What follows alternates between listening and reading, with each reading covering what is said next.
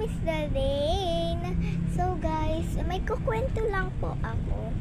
So guys, alam nyo guys, hindi tumatawag sa akin si Cassie. Tas tawag ako nagtawag sa kanya. Ayaw. Ano kaya nangyari doon? Tsaka ayaw din mag-text. Ang dami na din namin nasalita.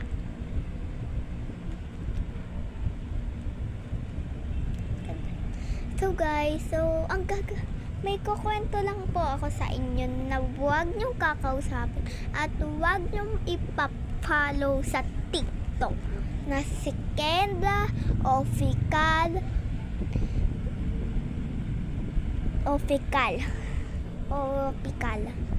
Kendra Official. Huwag niyong ipa-follow yun sa TikTok o kaya naggaganto din siya ng vlog. Huwag niyo po siya kasi guys, pangit na kaibigan si Kendra. Kasi guys, alam niyo pinagsasabi. Kasi din guys, huwag niyo din po ipa-follow sa TikTok ang ate ko, si Samantha Aria May Esleviste.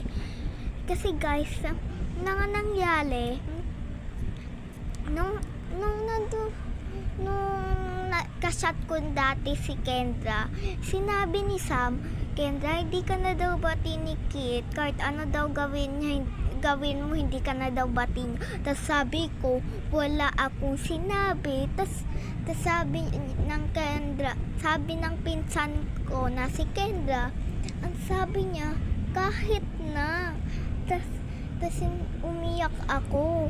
Tas sabi ko, tas sinampal ko yung ate ko. Tas yung pinakita ko sa vlog.